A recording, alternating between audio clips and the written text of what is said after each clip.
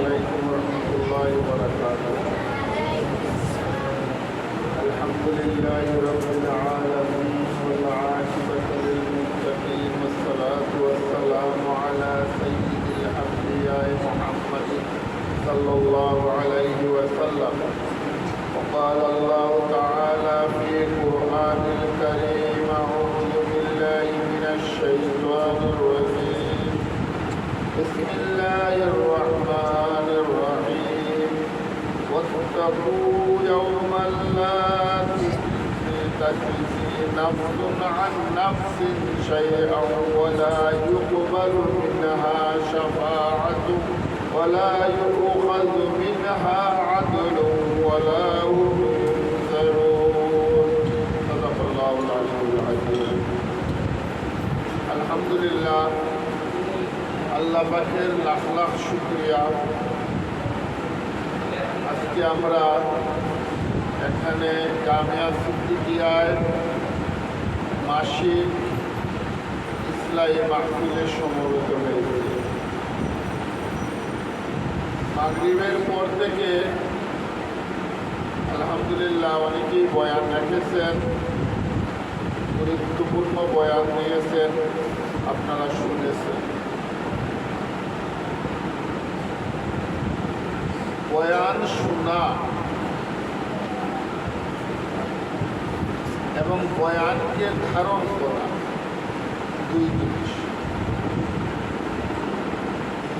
আপনি যে কথাগুলো শুনলেন সেই কথাগুলো যদি আপনার কান থেকে মস্তিষ্ক পর্যন্ত না পৌঁছে আর মস্তিষ্ক থেকে আত্মা পর্যন্ত না আসে, তাহলে এই শোনা আপনার কোনো কাজে আসবে না। আমরা অনেক সময় বলি জ্ঞান অর্জনের কথা। জ্ঞান কি জিনিস? জ্ঞান আসলে কি জিনিস এটা আমাদের বোঝার কথা। জ্ঞান হচ্ছে একটা হচ্ছে আপনি কোনো জিনিস জানলেন, এই জানাটা হচ্ছে মূলত তথ্য সংগ্রহ। আপনি দেখছেন একটা আম গাছ, ওই আম গাছ দেখাটা জ্ঞান না। আপনি একটা বই পড়ছেন, এই বই পড়াটা জ্ঞান না। আপনি একটা বক্তব্য শুনছেন, এই বক্তব্য শোনাটা জ্ঞান না। জ্ঞান হবে এইটা তখন যখন এটা আপনার মস্তিষ্কের মধ্যে গিয়ে এরপরে ওইটাকে ছানবিন করে ওইটা থেকে নির্যাস আপনার মস্তিষ্ক থেকে আপনার আত্মার মধ্যে ডেলিভারি করা হবে, তখন আপনার ভিতরে বলা হবে এটা জ্ঞান।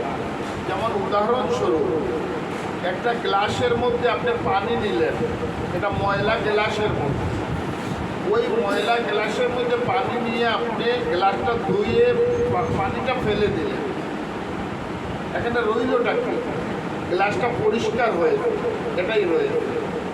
পানি আপনার গ্লাসকে পরিষ্কার করে দিলেন। তেমনিভাবে আপনি কোনো জিনিস যখন জানলেন, জানার পরে যদি আপনার আত্মা পরিষ্কার হয়, আপনার অন্তরটা যদি পরিষ্কার হয়, এই অন্তর যদি কোনো কিছু ধারণ করে, ধারণটা পরিষ্কার হইতে পারে বা রং নিতে পারে, এই ধারণ করাটার নামই হচ্ছে জ্ঞান। যেমন আমরা প্রায় সময় উদাহরণ হিসাবে বলি যে আপনি একটা কমলা হাতে নিলেন, সারাদিন কমলা দেখলেন, কমলা চিবিয়ে আপনি রস ফেলে দিলেন, আপনার কি ভিটামিন সি আপনার শরীরে দিয়েছে? যায় নাই। তেমনিভাবে আপনি যখন কমলাকে চিবিয়ে রসটা আপনার ভেতরে যাবে এবং এটা ডাইজেস্ট হবে, তখনই আপনার দেহের মধ্যে ভিটামিন সি যাবে। তেমনিভাবে জ্ঞান যখন আপনি কোনো বিষয় জানলেন, জানার পরে এটা যখন আপনার মস্তিষ্ক ডাইজেস্ট করতে পারবে, তখনই আপনার তত্ত্বটা জ্ঞানে রূপান্তরিত হবে। এই জন্য কোনো জিনিস মন দিয়ে শুনতে হয় এবং সেটাকে মস্তিষ্কের মধ্যে নিয়ে পাতাইতে হয়। গরু যেভাবে ঘাস সারাদিন ঘাস আওড়ের মধ্যে খায়, গরু কিন্তু রাতে এসে সে শুয়ে শুয়ে শুধু বাজাইয়া এরপরে এটাকে সে ডাইজেস্ট করে।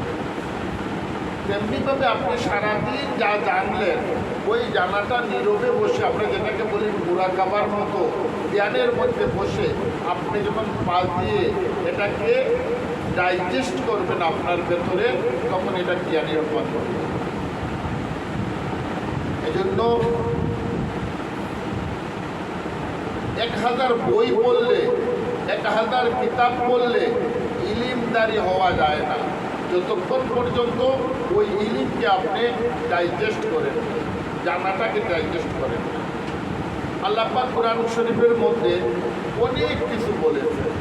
অনেক মানুষ, আমরা প্রতিদিন কোরআন শরীফ পড়ি, অনেককে আমরা তাফসীর পড়ি, অনুবাদ পড়ি, অনেকে 16 বছর মাদ্রাসায় পড়ে টাইটেল দেয়, তারপরেও দেখা যায় যে আমাদের মধ্যে জ্ঞান অর্জিত হইল। আমরা অনেক মানুষ, আপনি দেখবেন যে আমরা জানি অনেক পিএইচডি হোল্ডার, মৌলানা সাহেব, অনেক ডক্টর সাহেব, অনেক কিছু আছে ওটির সাথে, কিন্তু দেখা যায় তার সেন্স কাজ করে না ভালো, কারণ সে যার তথ্য সংগ্রহ করেছে এটা তার মাঝে সে ডাইজেস্ট করতে পারে।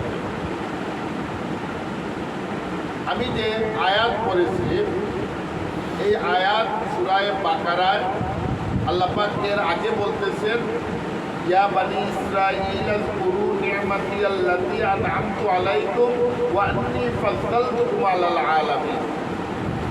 আল্লাহ পাক আল কুরআন শরীফের তাফসীর বোঝার জন্য আমরা অনেকে মনে করি শানে নুজুল করে তাফসীর বুঝলে শুধু তাফসীর না, আল্লাহ পাক যে কারণে যাদেরকে উদ্দেশ্যে কোরআন বলেছেন, কথাগুলো বলেছেন, শুধু তাদের জন্য কোরআন শরীফের বক্তব্য সীমাবদ্ধ নয়।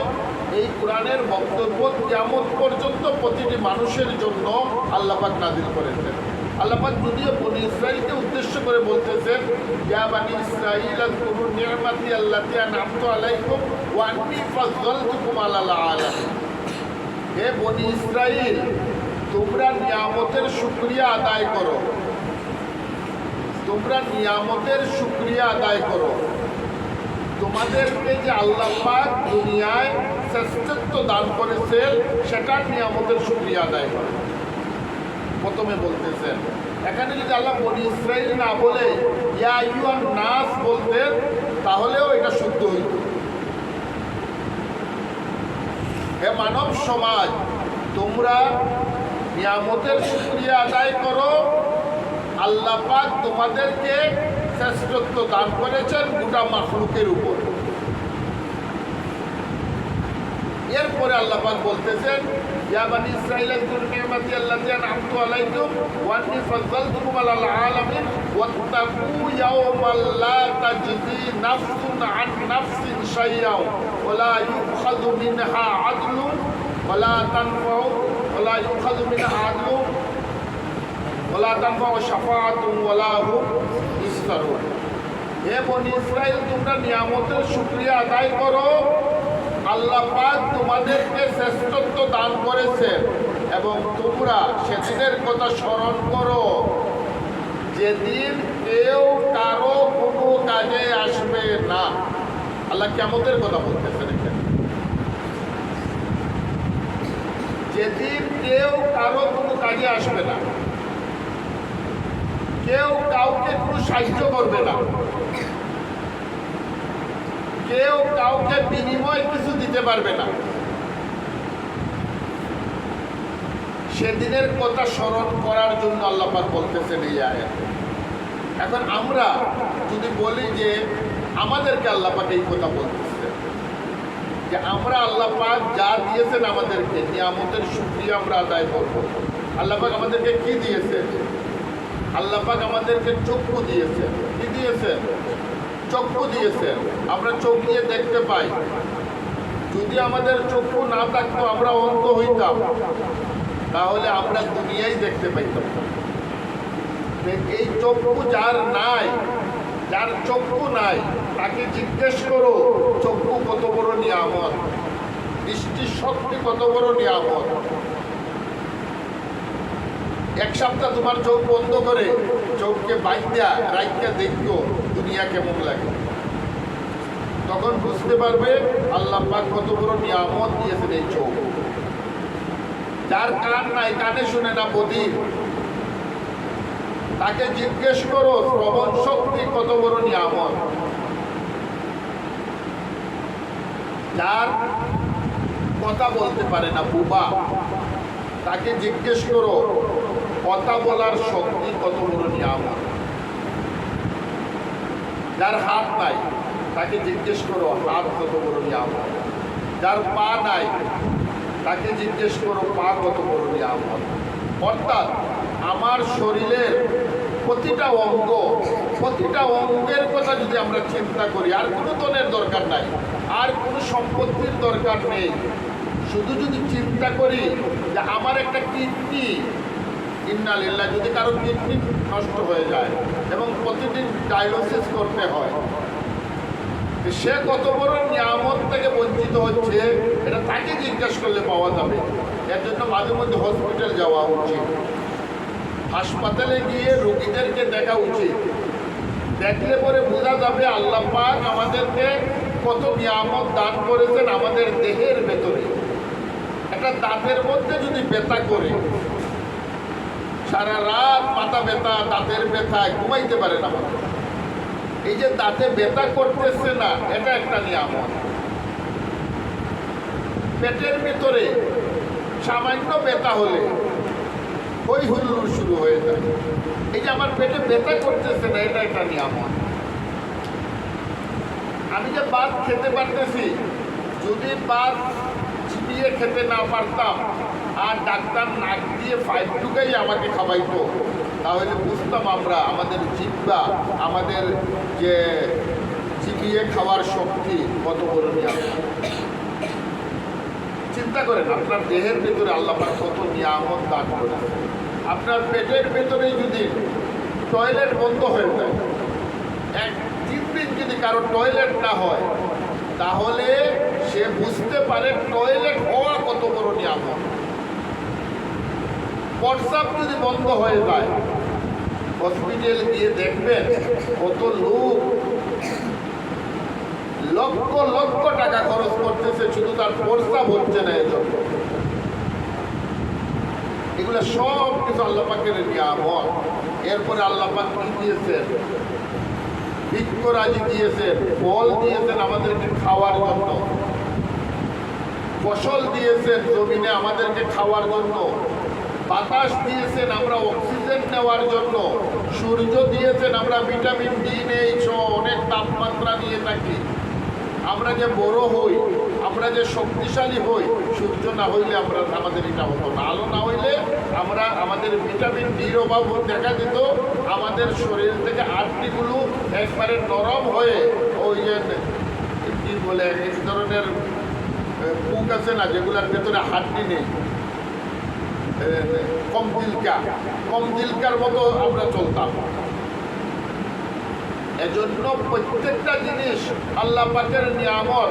আমরা সবাই বলি আলহামদুলিল্লাহ। আল্লাহ পাক যে আমাদেরকে সুস্থতা দিয়েছেন, আল্লাহ পাক আমাদেরকে কান দিয়েছেন, আল্লাহ পাক আমাদেরকে চোখ দিয়েছেন, আল্লাহ পাক আমাদেরকে মস্তিষ্ক দিয়েছেন। যদি মস্তিষ্কের ভেতরে একটা জিনিস, একটা সাইড আল্লাহ পাক ড্যামেজ করে দিতেন, তাহলে আমরা কি হইতাম? পাগল হয়ে যেতাম। যদি আমাদের মস্তিষ্ক যে চিন্তা শক্তি, ওই চিন্তা শক্তি যদি আমরা হারিয়ে ফেলি, তাহলে দেখবেন আমি যদি বলি বাবা, আপনি শুনবেন চাচা। আমি যদি বলি ভাত খাও, আপনি মনে করবেন কনসার্ভ করতে যাও। এইরকম অনেক, আবার অনেক মানুষ দেখবেন আপনি উল্টা পাল্টার কথা বলে পাগলের, দেখছেন না? অনেক মানুষ পাগল হয়ে যায়।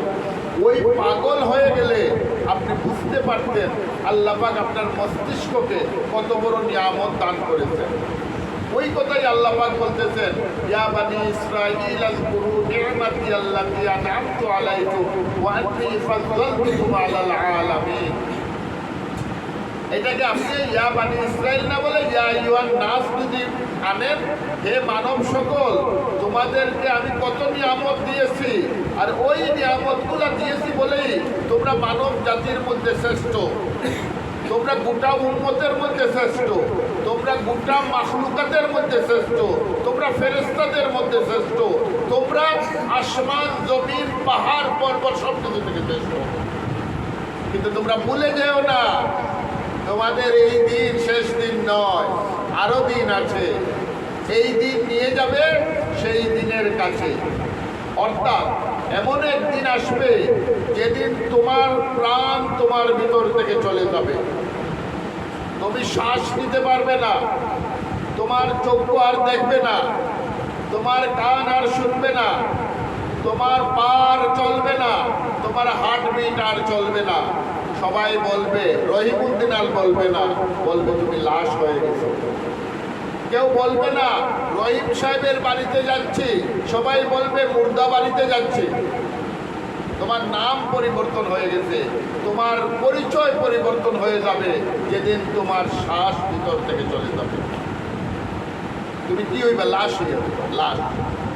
এরপরে যে মা তোমাকে খুব আদর করে বুকের মধ্যে ধরে রাখতেন, যে বাবা তোমাকে রাত্রে কাছে নিয়ে ঘুমাইতেন, যে ভাই তোমাকে মহব্বত করে জড়াইয়া ধরতো, রাত্রে ঘুমাইতো, এরপরে যদি এই ভাইকে, এই মাকে, এই বাপকে বলা হয় একটা রাত তুমি লাশকে সাথে নিয়ে তুমি একা রাত্রে লাইট নিভাইয়া ঘরের মধ্যে ঘুমাইয়া থাকো, তাহলে দেখবে তোমার এই আদরের ভাই, আদরের বোন কেউ বয়ে তোমার কাছেও আর যাবে না। সবাই আতঙ্কিত থাকবে যে লাশের সাথে আমি যাব না। অনেক মানুষ এই আমি দেখেছি যে ঘরে লাশ যদি বলা হয় তুমি রাত্রে পাহারাদারি করো, বলে আমি কিভাবে একা পাহারাদারি করো, ভয়ে আতঙ্কিত হয়ে যায় মানুষ। অথচ এই মানুষের জন্যই তো এক সময় তার প্রাণ ভরা ভালোবাসা ছিল। প্রাণ চলে যাওয়ার পরে সে একটা লাশ হয়ে গেল, ওই লাশকে আমরা গোসল করাইয়া, কাফন পরাইয়া, জানাজা পরে এক কবরে রেখে দিলাম। এর উপরে আমরা কি করলাম? মাটি চাপা দিয়েছিলাম। এরপরে সবাই জঙ্গলে রেখে মাটির নিচে ফেলে আমরা ঘরে চলে আসি। আল্লাহ বলতেছেন সেই দিনের কথা তুমি স্মরণ করো। এরপরে তোমার ভাই তোমার ভাই নয়, তোমার মা নয়, তোমার বাবা নয়, তোমার চাচা নয়। হাসরের মাঠে যেতে কবরের আযাব যখন শুরু হবে, কেউ তোমাকে রক্ষা করতে পারবে না।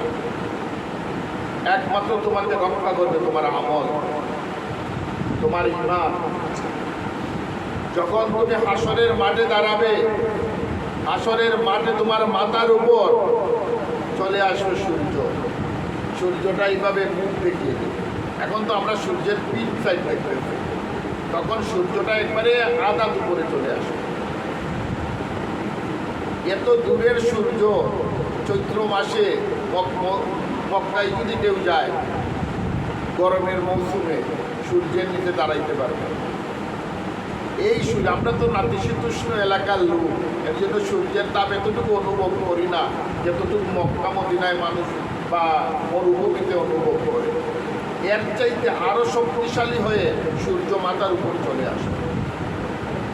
মানুষের পাপ অনুযায়ী মানুষ গামের মধ্যে বাঁচতে থাকে, পানির উত্তপ্ত পানির মধ্যে বাঁচতে থাকে, আর শুধু বলতে থাকবে ইয়া নফসি ইয়া নফসি ইয়া নফসি ইয়া নফসি। বাঁচার জন্য সে নবীদের কাছে যাবে, আদম আলাইহিস সালামের কাছে যাবে, ইব্রাহিম আলাইহিস সালামের কাছে, মুসা আলাইহিস সালামের কাছে যাবে, দলে দলে প্রত্যেকের উম্মত প্রত্যেকের কাছে যাবে, আর বলবে আল্লাহকে বলেন আর আমরা হাজত জীবন চাচ্ছি না, আদালত বসে যাক, এই আদালতে আমার যে শাস্তি হয়ে যাক, ফাঁসি হলে হয়ে যাক, কিন্তু আমরা আর এই হাজতে কোতোয়ালি থানার হাজতে থাকতে চাচ্ছি না। জেলের জীবন আরাম, হাজতের জীবন। এজন্য মানুষ বলতে থাকবে যে আমাদেরকে হাসরের মাঠ থেকে উদ্ধার করেন। আল্লাহকে বলেন আরশের কুর্সিতে যে এসে বসে তিনি বিচার কাজ শুরু করুন আর আমাদেরকে যা দেবার দিয়ে দিন, তারপরে এই মাঠে আর থাকতে চাচ্ছি না। মানুষ এই কষ্ট সহ্য করতে পারবে না। নবীরা আদম আলাইহিস সালাম বলবেন আমার পক্ষে সম্ভব না, আমি পারবো না বলতে আল্লাহকে, কারণ আমাকে আল্লাহ বলছিলেন গন্ধম না খেতে, আমি ওই গাছের নিচে না যাইতে বলছিলেন, আমি গন্ধম খেয়ে অপরাধ করেছি, এই জন্য আমি বলতে পারবো না। এইভাবে প্রত্যেক নবীর উম্মতের কাছে যাবেন, প্রত্যেক নবীর নবীরা বলবেন আমাদের পক্ষে সুপারিশ করা সম্ভব না, কারো কোনো অধিকার থাকবে না সুপারিশ করা। এরপরে সব নবীরা বলবেন যে একজনই পারবেন সুপারিশ করতে, তিনি হচ্ছেন মুহাম্মদুর রাসূল সাল্লাল্লাহু আলাইহি ওয়াসাল্লাম। ওই সবাই দল বেঁধে মুহাম্মদুর রাসূল সাল্লাল্লাহু আলাইহি ওয়াসাল্লামের কাছে আসতেন। এসে তিনি তখন এই আবে কাউসারের যে পানি তার সম্মানিত উম্মতদেরকে পান করান, যারা নেককার উম্মত তাদেরকে পান করান।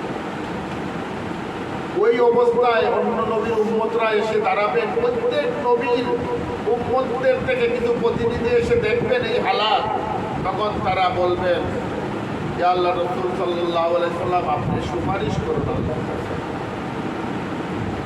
তখন তিনি সুপারিশ, প্রথমে তিনি এটা দায়িত্ব নেবেন না, এরপরে বলতে বলতে বলতে বলতে তিনি সিজদায় পড়বেন।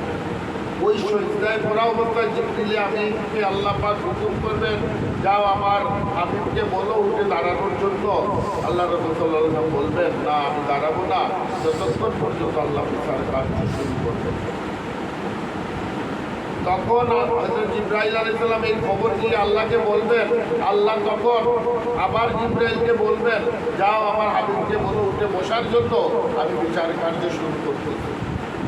তখন আল্লাহ পাক বিচার কার্য শুরু করবেন। এটা বিস্তারিত অনেক আলোচনা, যে আবু বকর যাবেন, উসমান যাবেন, আলী যাবেন, একজন একজন করে বিচার হবে। আমাদের অনেকের বিচার পর্দার ভেতরে হবে, অনেকের বাইরে হবে, অনেকে বিনা হিসাবে জান্নাতে দিয়ে দেওয়া হবে। সাহাবায়ে কেরামদের মধ্যে অনেক অনেক নবীদেরকে আলাদা দেওয়া হবে, এইভাবে হবে। কিন্তু আমরা এই হাসরের মাঠে যারা বিচারের মুখোমুখি হবে, যারা শাস্তির উপযুক্ত হবে, তারা কারো সাহায্য পাবে না, কারো সুপারিশ পাবে না। কাফেরদের জন্য কারো সুপারিশ নেই। এই আয়াতের তফসিরে লিখেছেন যে সুপারিশ একেবারে যে কারো জন্য নেই এমন নয়, সুপারিশ নেককারদের জন্য একে অন্য সুপারিশ করবে। যেমন হাফিজ সাহেবরা নেককার, হাফিজ সাহেব, আলেমরা, বুজুর্গরা অনেকের সুপারিশ করবেন। ছেলেরা মা বাপের জন্য সুপারিশ করবে, যে মা বাপ ছেলের জন্য সুপারিশ করবে, এগুলা নেককারদের জন্য। কিন্তু আল্লাহ যদি কাউকে সুপারিশ করার শক্তি না দেন, ওইখানে কেউ কোনো সুপারিশ করতে পারবে না। বদলা নেই, কেউ বদলা কিছু দিতে পারবে না। কিন্তু আপনি যার টাকা মেরে খেয়েছেন, যার হক নষ্ট করেছেন, যাকে আপনি গালি দিয়েছেন, যাকে আপনি কষ্ট দিয়েছেন, কিয়ামতের মাঠে সে দাঁড়িয়ে যাবে, দাঁড়িয়ে গিয়ে বলবে ইয়া আল্লাহ সে আমার টাকা চুরি করে নিয়েছিল, সে আমার কাছে টাকা ঋণ নিয়েছিল, সে আমার জায়গা দখল করছিল, সে আমার উপর মিথ্যা মামলা করেছিল, তার মামলার কারণে আমি মিথ্যা মামলার কারণে জেলে ছিলাম, সে আমাকে মুখ দিয়ে গালি দিছে, সে আমার মা তুলিয়া গালি দিছে, আমার মা অসৎ ছিলেন না, সে আমার মাকে অসৎ বলছে, আমার বোনকে অসৎ বলছে, আমাকে অসৎ বলছে। এইভাবে মানুষ অভিযোগ করবে, আর প্রত্যেকের অভিযোগের ভিত্তিতে আল্লাহ পাক তোমার আমল থেকে তাকে দিয়ে দেবেন শাস্তি হিসাবে। এর জন্য কেউ যদি দুনিয়ায় কারো কাছে চুরি করে, কারো কাছ থেকে টাকা আত্মসাৎ করে, কারো ঋণ না দিয়ে থাকে, তাহলে তার জন্য কিয়ামতের মাঠ বড় ভয়াবহ। কারণ সে 1 টাকার জন্য দেখা যাবে তার সারা জীবনের আমল দিয়ে দিতে। এজন্য আমাদের উচিত আমরা ইবাদত করব, সাথে সাথে মানুষের হক নষ্ট করব না। আমরা করবো ইনশাল্লাহ? মানুষের হক নষ্ট করবো আর না।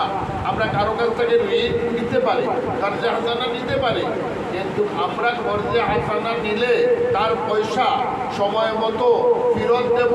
যদি আমাদের পক্ষে সম্ভব না হয়, তার কাছে মাফি চাইব, তার কাছ থেকে সময় নেব, মাফি চাইব। তেমনিভাবে কারো জায়গা দখল করব না, কারো কিছু চুরি করে খাবো না, কাউকে ওজনে মাল কম দেব না, কাউকে গালি দেব না, কারো কোনো ক্ষতি করব না, কারো কোনো কিছু নষ্ট করব না। যদি আমরা এগুলো না করি, তাহলে আল্লাহ পাক কিয়ামতের দিন অন্যান্য গুনার কারণে আল্লাহ পাক তওবা করলে মাফ করে দেবেন, কিন্তু কারো হক নষ্ট করলে আল্লাহ পাক মাফ করবেন না। আল্লাহ পাক এই আয়াতের মধ্যে বলতেছেন যে তোমাদেরকে এত নিয়ামত দিয়েছি, তোমরা নিয়ামতের শুকর আদায় করো। তোমাদেরকে শ্রেষ্ঠত্ব দান করেছি, তোমরা এটারও শুকর আদায় করো। আর কিয়ামতের দিনের কথা চিন্তা করো, যেখানে কেউ তোমাদেরকে সাহায্যকারী পাবে না, কেউ তোমাদের সুপারিশকারী পাবে না, কেউ তোমাদেরকে কোনো কিছুর বিনিময়, যেমন ঘুষ চলে, থানায় গেলে ঘুষ চলে, কিন্তু কিয়ামতের মাঠে কোনো ঘুষ চলবে না। আপনার গুনার বিনিময়ে আপনি কিছু দিতে পারবেন না, আপনি যেটা মানুষের হকের বিনিময় দিতে পারবেন, কিন্তু আপনি তো নিঃস্ব হয়ে যাবেন। এই জন্য আল্লাহ পাক আমাদের সবাইকে কিয়ামতের বিষয়ে বাবার সুযোগ দান করুন, এবং আমরা কিয়ামতের দিনের জন্য প্রস্তুতি করব। আমাদের জীবনের মূল কাজ হচ্ছে কিয়ামতের দিনে যাতে আমরা আল্লাহর আদালতে মুক্তি লাভ করি। আমাদের নামাজের উদ্দেশ্য এটা, আমাদের রোজার উদ্দেশ্য এটা। আমরা দুনিয়ায় এসেছি, দুনিয়ায় ইবাদতের মূল উদ্দেশ্য কি? কিয়ামতের মাঠে যাতে আমরা মুক্তি লাভ করতে পারি, ঠিক না? হ্যাঁ, আমরা চেষ্টা করবো ইনশাআল্লাহ। আল্লাহ পাক আমাদের সবাইকে তৌফিক দান করুন, এবং কিয়ামতের দিন যাতে আমরা বিনা হিসাবে মুক্তি লাভ করি। আল্লাহর আরশের ছায়ার তলে আমরা জায়গা পাই। রাসূল পাক সাল্লাল্লাহু আলাইহি সাল্লামের শাফাআত আমরা পাইতে আসে, এবং আমরা যাতে জান্নাতের উঁচু মাথা অর্জন করতে পারি, এই জন্য আমরা চেষ্টা করব। এবং ইনশাআল্লাহ আমরা আমাদের আজীবন মৃত্যু পর্যন্ত আমরা আল্লাহর হুকুম অনুযায়ী, রাসূল সাল্লাল্লাহু আলাইহি সাল্লামের নীতি অনুযায়ী, সুন্নাহ অনুযায়ী জীবন পরিচালনার চেষ্টা করব।